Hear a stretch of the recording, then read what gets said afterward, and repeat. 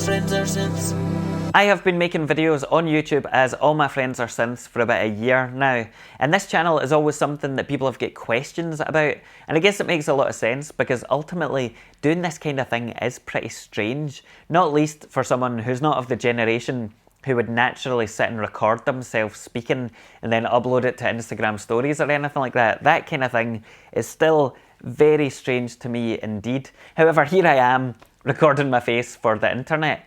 But over the past year, I have uploaded something like 180 videos, I think, uploaded to YouTube last year. And over that time, obviously this channel has grown exponentially, and now I am a very famous YouTube superstar. So I thought I would share some of the observations I've kind of had about making videos so that you can bask in my wisdom and my glory and, take from that what you will. The first thing I would say that I've kind of observed about making videos on YouTube is that you really have to be making videos about something that you're really interested in. I think there's this idea that people can start a YouTube channel, get a few thousand subscribers by making a few videos, and then they'll be able to make enough money from ad revenue in order to quit their day job. And I have to tell you that that isn't the case. First of all, the barrier to get monetization in the first place is so high, even just to get the basic kind of level of income that you could get from YouTube, that the amount of effort you would have to put in just to get any kind of monetization means that if you're not really interested in your topic and what you're doing, then by the time you get monetized, you're going to be sick to the back teeth of the videos anyway. So even if you do want to make videos to make money, which by the way, you would have to kind of get tens to hundreds of thousands of subscribers in order to be able to quit even like a minimum wage job, then it's not going to be any fun. It's not going to be a productive kind of thing to do unless you really love what you're doing. There's no way I could have made as many videos as I have over the past year if this wasn't a creative outlet, basically. I do it because I enjoy it, and that's it. The second thing I would say is that you shouldn't worry too much about being perfect or having some incredibly high production standard, because I think there's this kind of notion that you need to have a lighting rig and a fancy camera and all that in order to make videos that people will want to watch. But the reality that I've seen is that if I go back and look at some of my earlier videos from last year where I was recording on a GoPro, I didn't have a light, in the background. I wasn't correcting the colours on the output. I wasn't, using a microphone that gave me decent levels or anything like that.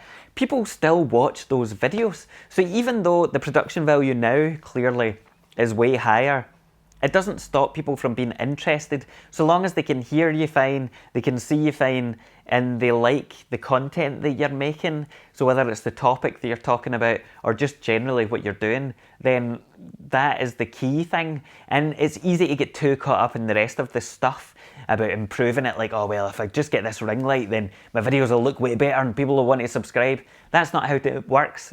See? That's not how it works. And I'm not going to even edit that out because it just is an example that you don't need to worry about that kind of thing. The next bit of advice I've got, or the next thing I've observed, is that people like when you talk on camera. Now, when I first started this channel, I used to do videos where I would look at guitar effects pedals and things, and I would do the kind of top-down view, so my face wasn't in it, it was just my hands, and I wouldn't even record my voice. I would kind of spend hours overlaying text at certain points in the video. And it was largely because I didn't want to talk on camera. I felt very self-conscious, like somebody would slag me off for recording my voice, or, I would look like an idiot or sound like an idiot.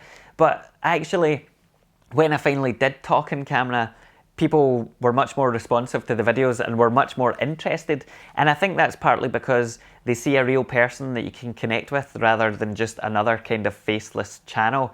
Or whatever the reason might be, consistently I see that people that include themselves and their faces in videos tend to do much better than people that don't. So if you're interested in starting a YouTube channel and you're concerned because you don't want to put your face on the videos, then I would definitely urge you to reconsider, because it is the one thing that makes a huge difference. And to be honest, you kind of get over the camera thing fairly quickly. Well, maybe. The next thing I would urge people not to do, or kind of the observation I guess, is that it's easy to get obsessed with analytics and the algorithm, but you shouldn't. Now, by that, what I mean is there are tons and tons of videos out there that will tell you things like, if you optimize your keywords and you make your thumbnail look like this, and you do this with your title, and you talk about topics based on what your previous videos have got, what previous videos have got the most views and all that kind of thing, then you'll be able to get 1,000 subscribers in 30 days.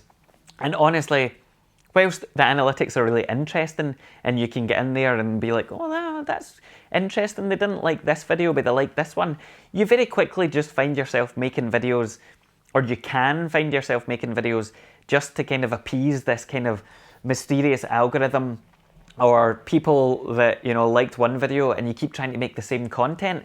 And that might work, like you might get views because of that, but ultimately what is the point if you're not enjoying what you're doing anymore and all you're doing is trying to chase this elusive, magical, end game with the algorithm? So especially for channels that are just starting out, I would 100% advise people just to ignore the algorithm completely. Don't worry about your thumbnail or anything like that beyond making it look relatively attractive and informative.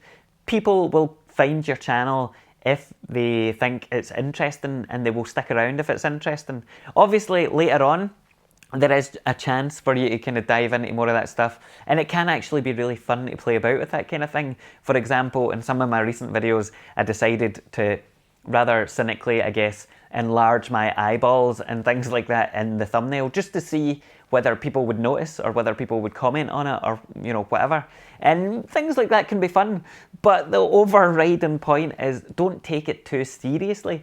Don't worry about people getting annoyed about the fact you've done or not done this, or the fact you haven't included the keywords that would be optimized for that, because you just spend all your time thinking about that stuff, and really ultimately it's kind of pointless. Just make things that you're interested in and optimize as best you can, but don't let it control the videos you're making.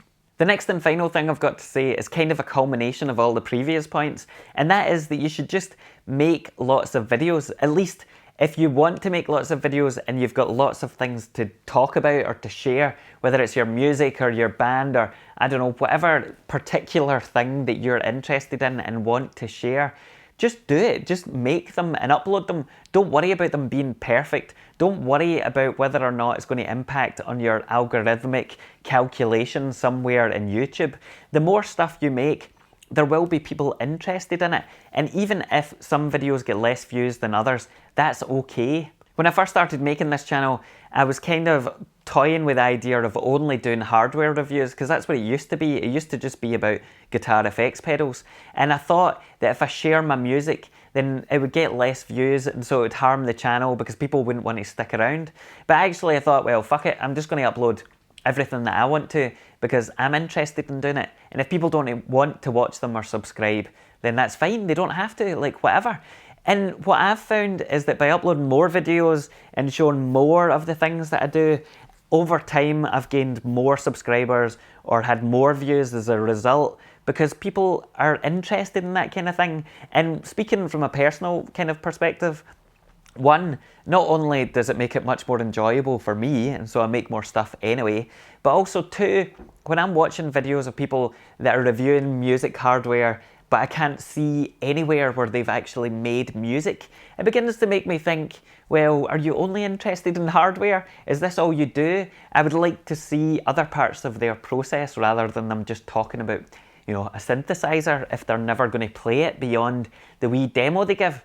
Now, this is something that other people, especially channels that get to a particular size, worry about a lot more, I think, because you see people that separate out their main channel from their music channel, and they say, okay, in order to, give the algorithm, a bit more juice, or, avoid getting tanked by the algorithm, I'm going to only share hardware reviews on my channel, and I'll keep a second channel purely for my music, and if people want my music, they can go there. And I'm not convinced that actually makes a big difference at all. I think you will see on your main channel that every video has more views because that content is, going to attract more viewers in of itself. But I don't think that sharing more actually puts people off at all. And maybe in a year to come, this will be, something that I regret deeply. However, at this point, I just think that YouTube is a better place when people just share more, make more things, because that ultimately is what is most interesting. So there you go, that is my observations from 1 year of rapid ascent into YouTube fame, and hopefully it continues. Next year I will have 500,000 subscribers and each of you will get a car. Maybe. No, you won't. You definitely will not.